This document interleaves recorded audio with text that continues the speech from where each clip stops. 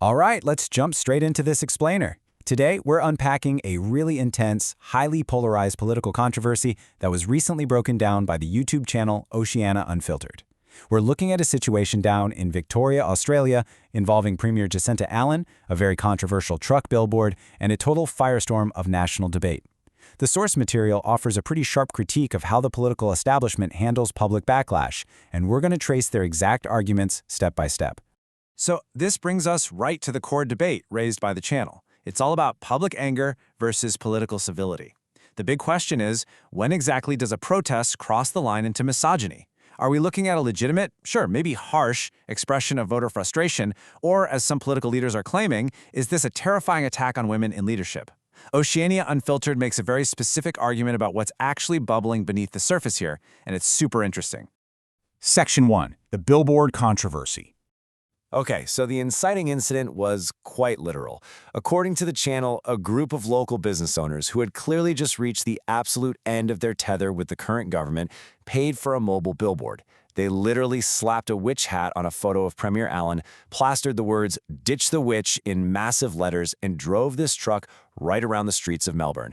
And the analysis points out that this was the exact moment the political machine kicked into overdrive.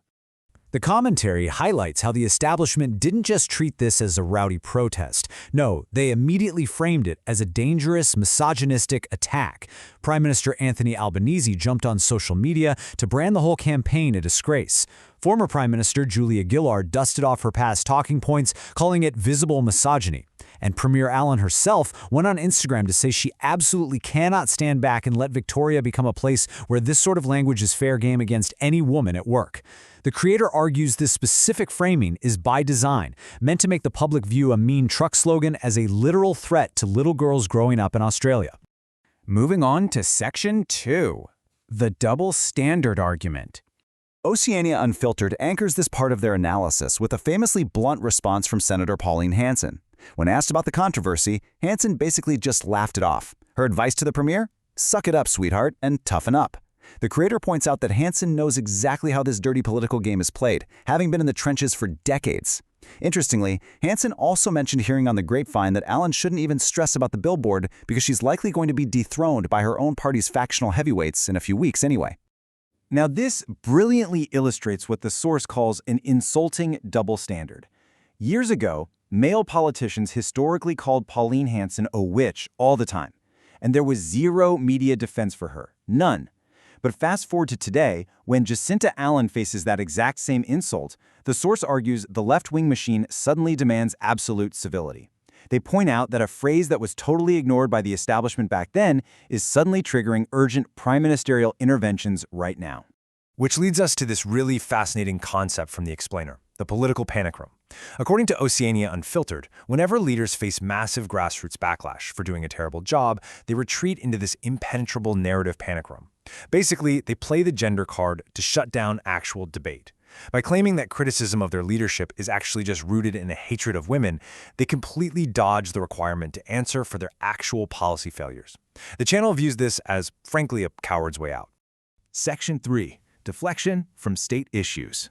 So, what's the actual issue here? Well, the analysis asserts that the folks cheering for that truck resent the premier's leadership because the state is fundamentally breaking down under her watch. The creator points to a perfect storm: soaring taxes that are punishing hard work, a totally shattered state budget, billions of taxpayer dollars wasted on bloated projects that just never get delivered, and, maybe most terrifyingly of all, massive failures in basic law and order. To really hammer this point home, the source shares a staggering, specific anecdote. They detail a cruel gang attack in Bendigo, where a homeless man ran for his life and was left with stab wounds. Even worse, the analysis notes this happened just 100 meters from where another homeless man was found bleeding a few months prior.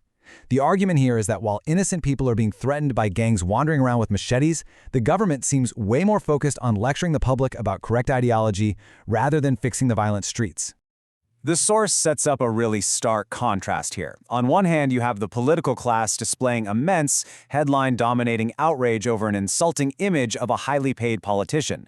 On the other hand, the channel points to a quiet epidemic of despair, noting that the leading cause of death for males aged 15 to 45 is largely ignored. The commentary argues these tragic mortality rates are driven by financial ruin and family breakdown.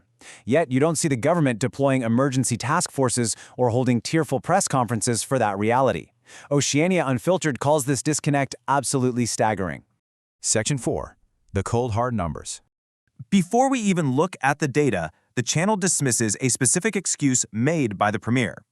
Allan actually tried to spin this backlash as a creeping Americanization of political culture. Well, Oceania Unfiltered calls that a totally predictable and patronizing excuse. They argue it assumes everyday working-class Australians are somehow too stupid to form their own opinions based on their own empty wallets and unsafe neighborhoods. The source insists this anger isn't imported from overseas at all, it's stemming directly from a government that treats its citizens with dripping contempt. Now let's look at the polling data presented by the source, and honestly, it is brutal.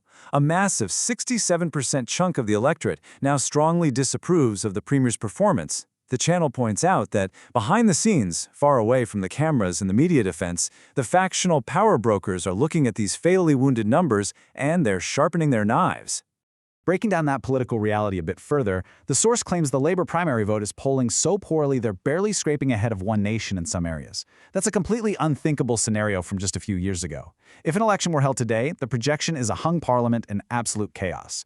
And internally, power brokers are supposedly preparing to tap Allan on the shoulder before the next election because she's just become too toxic to their brand. The commentary argues that this right here is the true reason the party is using misogyny as a unifying battle cry. They're desperately trying to turn a debate about disastrous governance into a referendum on sexism, just to save their own political skin. To wrap up this explainer, we leave you with the core tension raised by Oceania Unfiltered's analysis. It really forces us to consider a fundamental question about representative democracy. Do politicians get to run a state into the ground, mismanage the economy, ignore a crime wave, and then turn around and demand the public use polite, delicate language when telling them it's time to pack their bags? The source argues the spell is broken, and the public is finally waking up to this cynical playbook. It's a fascinating look at the mechanics of political deflection. So where exactly is the line between demanding civility and dodging accountability? Keep questioning the narratives, and thanks for joining me for this explainer.